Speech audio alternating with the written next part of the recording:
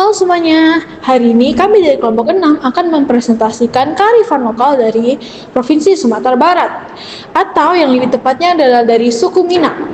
Di sini kami akan menjelaskan banyak tentang kearifan lokal, seperti lagu tradisional, makanan tradisional, rumah tradisional, dan lain-lain.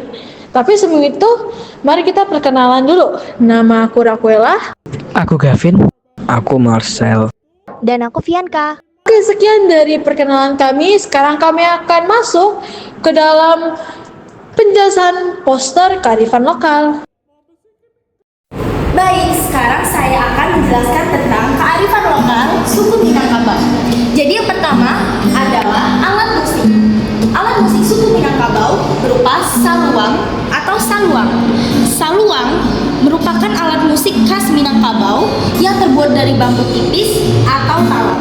Saluang sering digunakan pada pesta pernikahan atau baralek, tanggal galah, dan juga beberapa upacara adat di suku Minangkabau. Oke, selanjutnya adalah senjata tradisional dari suku Minangkabau, yaitu piarik atau piarit. Piarit adalah senjata tradisional Padana, Sumatera Barat, berbentuk tombak dengan 3 mata tajam. Biasanya disebut dengan trisula. Yang terakhir adalah permainan tradisional asal suku Minangkabau, yaitu sepak tekong. Sepak tekong adalah permainan kaleng yang berasal dari Sumatera Barat. Baik, sekian presentasi saya hari ini. Terima kasih. Oke, selanjutnya aku akan menjelaskan kearifan lokal Minang. Pertama, menjelaskan rumah tradisionalnya dari suku Minang, yaitu rumah gadang. Yang memiliki beberapa ciri khas. Yang pertama, bangunannya segi 4 yang menunjukkan ada rumah jabatan di atas sejarah. Kedua, ada bangunan yang berdiri dari sebanyak 2 sampai 7 buah. Dia melengkung panjang dan artinya adalah status dan jumlah rumah. Rumah. Ketiga, rumah adalah sejarah dari bangunan luas. Kemudian sisi rumah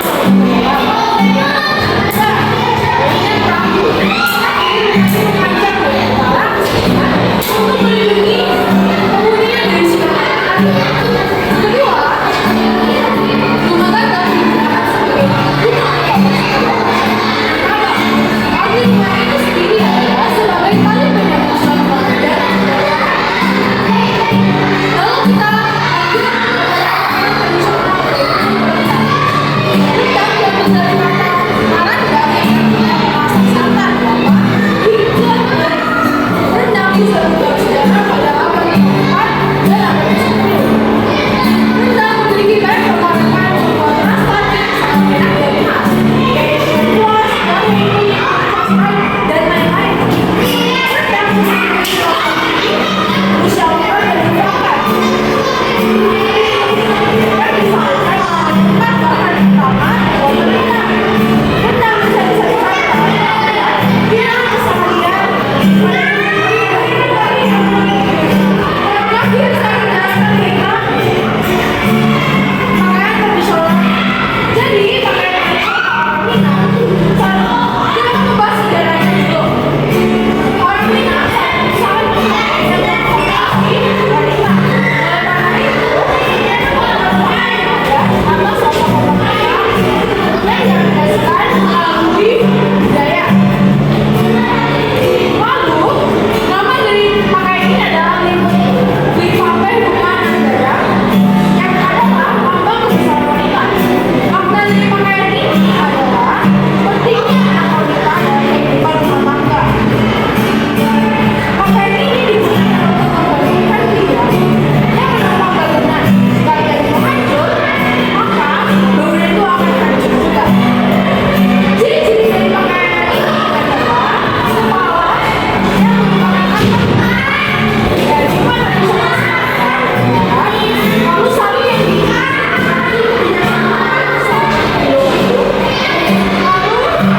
selain itu ditambahkan sebagai seorang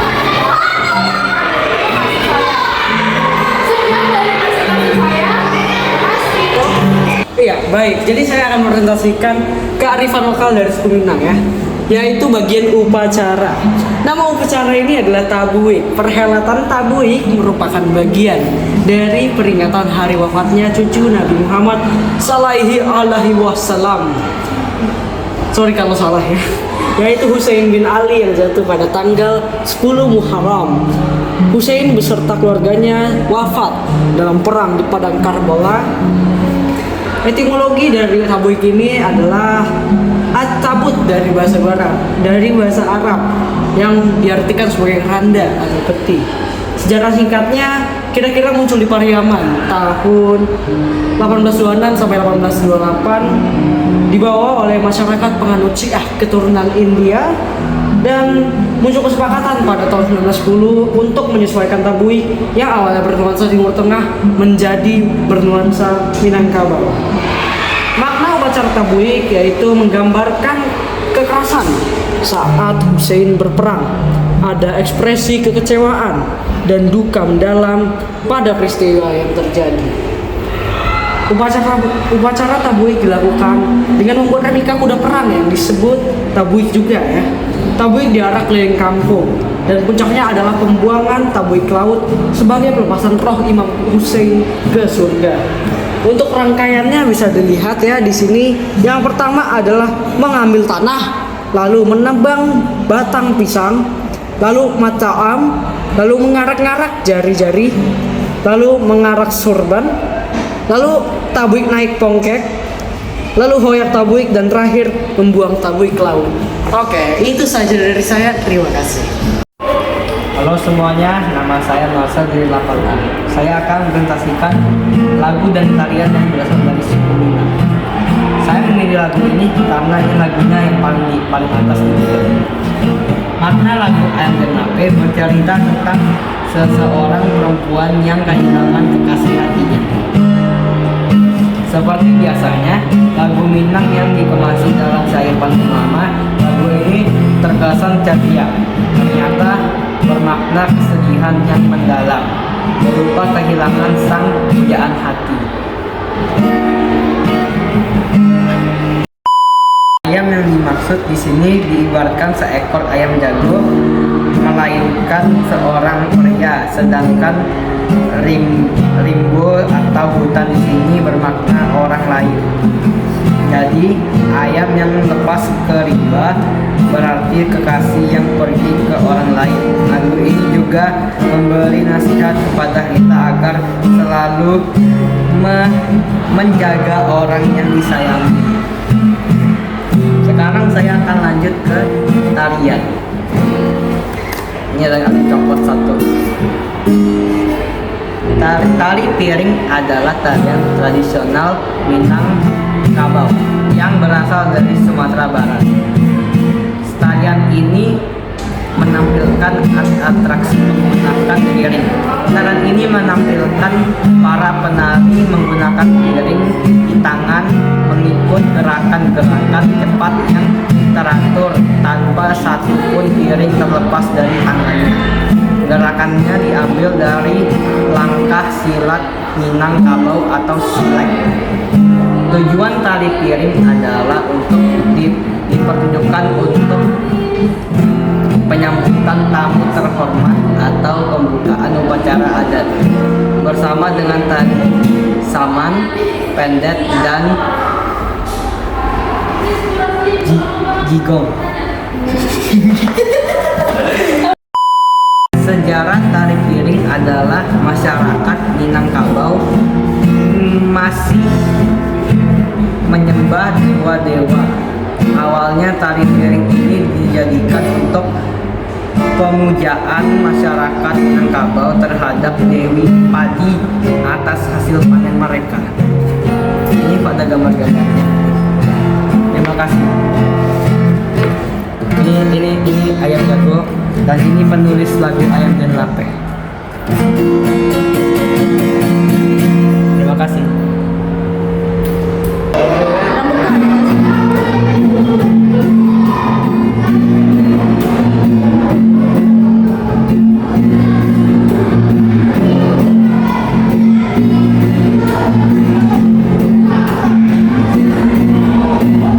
Bola Jawa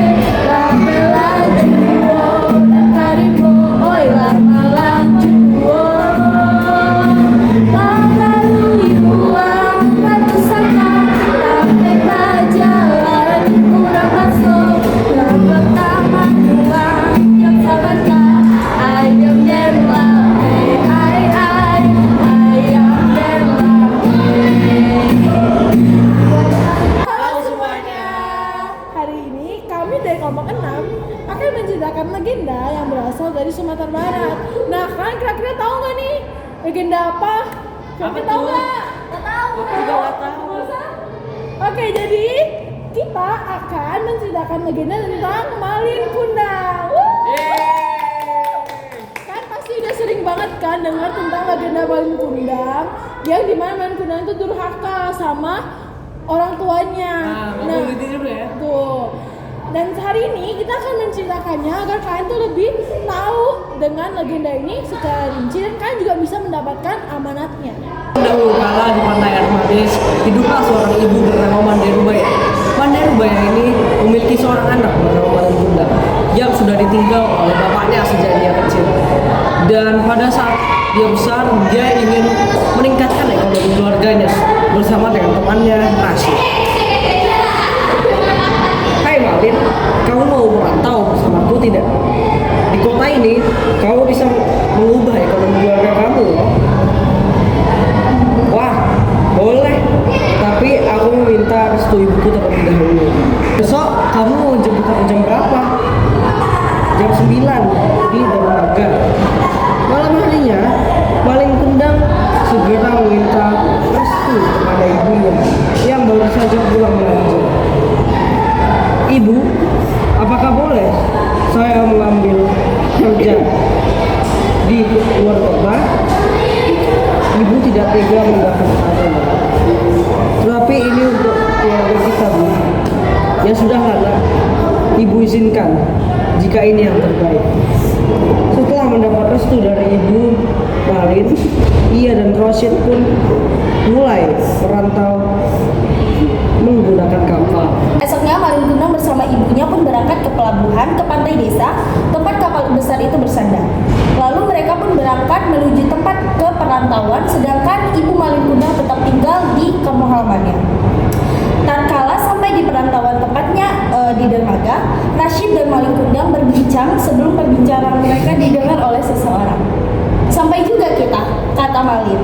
Iya, tetapi sekarang kita akan kerja apa? Disahut oleh Rashid. Saya mendengar kalian ingin bekerja. Apakah kalian ingin bekerja di tempatku? Seorang wanita pun datang untuk menawarkan pekerjaan. Boleh nyonya? Jawab keduanya. Sejak hari itu pun, Malin dan Rashid bekerja di bawah pengawasan nyonya itu. Nyonya mulai sadar bahwa Malin lebih giat dan rajin daripada Rashid. Kalian boleh mulai bekerja di rumah saya besok pagi, kata nyonya itu. Baik nyonya. Ibu, siapa karyawan yang rajin dan tampan itu? Oh, namanya Malin Kundang, dijawab oleh sang ibu. Semenjak itu, Putri pun jatuh cinta dan ingin menikahi Malin. Sejak hari itu, Putri semakin kagum dan jatuh cinta dengan Malin Kundang. Setelah bekerja selama 2 tahun pada ibu Putri, Malin Kundang pun menuai hasil kerja kerasnya, menjadikannya seorang yang kaya. Sedangkan Rashid, kawannya, dipulangkan karena ketidakmampuannya dalam pekerjaannya. Akhirnya Putri dan Malin Kundang pun menikah. Setelah sebulan menikah, mereka memutuskan untuk pergi ke air manis untuk berdagang. Wah Malin, sekarang kau telah sukses dan menjadi orang kaya ya? Iya Rashid, untung saya tidak bermalas-malasan bekerja dulu. Coba dulu saya rajin seperti kau. Pasti saya akan menjadi seperti kau Malin. Hah, engkau dulunya bermalas-malasan, jadi terkena batunya deh. Ya sudah, saya ingin berdagang di dermaga dulu. Mendengar bahwa Malin dan istrinya akan pergi ke dermaga, Rashid pun langsung memberitahu Mande, ibu dari Malin, dan mengajak Mande untuk pergi ke dermaga. Setelah sampai di dermaga, Mande pun melihat Malin dan langsung memeluk dan mendekati Malin. Malin, nak, ibu sangat merindukanmu, kata ibunya. Setelah itu istrinya langsung menimpali. Siapa wanita miskin dan bau ini? Berani-beraninya engkau memanggil suamiku. Saya memang ibu dari Malin, nak. Suamiku tidak punya ibu miskin dan bau seperti engkau.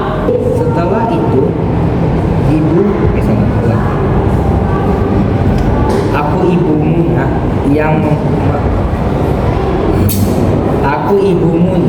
yang melahirkan dan membesarkanmu. Siapa kamu? Saya tidak memiliki ibu sepertimu. Kau bukan ibuku, menjauh dariku. Ketika hati ibu Malin hancur, ia yang membesarkan Malin, tetapi Malin tidak mengakui jasa ibunya itu. Ya Allah, aku yang membesarkan dia, tetapi mengapa ia menjadi seperti ini? Terkutuklah engkau menjadi batu, anak durhaka. cerita legenda dari Mangkunang ini, dari legenda ini kita bisa mendapatkan pesan moral, yaitu bila Anda telah sukses, maka tetaplah hormati orang tuamu, bagaimanapun juga mereka yang membesarkanmu dan yang paling menyayangimu. Sekian dari kelompok 6. Terima kasih. Oke, dari topik ini kami belajar bahwa Indonesia memiliki banyak sekali keberagaman suku, budaya, ras, agama. Dan dari situ, kita sebagai rakyat Indonesia, kita tuh harus melestarikan budaya-budaya tersebut. Kita tidak boleh saling menjatuhkan. Misalkan saya dan Fianka berbeda suku, kita tidak boleh saling menjatuhkan, tapi kita harus tetap bersatu. Karena yang seperti yang ada pada semboyan Indonesia, Bhinneka Tunggal Ika, yang artinya berbeda-beda tetapi tetap satu. Nah, dari sini juga kami juga dapat melihat bahwa Provinsi Sumatera Barat memiliki banyak sekali keberagaman dan masing-masing dari itu memiliki makna yang sangat dalam, seperti dari lagu tradisional, makan tradisional, dan lain-lain. Dan dari situ kami juga belajar bahwa keberagaman Indonesia itu memang luas, dan dari situ juga seperti yang tadi saya katakan, kita tuh harus saling menghormati, menghargai, dan juga melestarikan budaya-budaya tersebut. Sekian dari kami, terima kasih.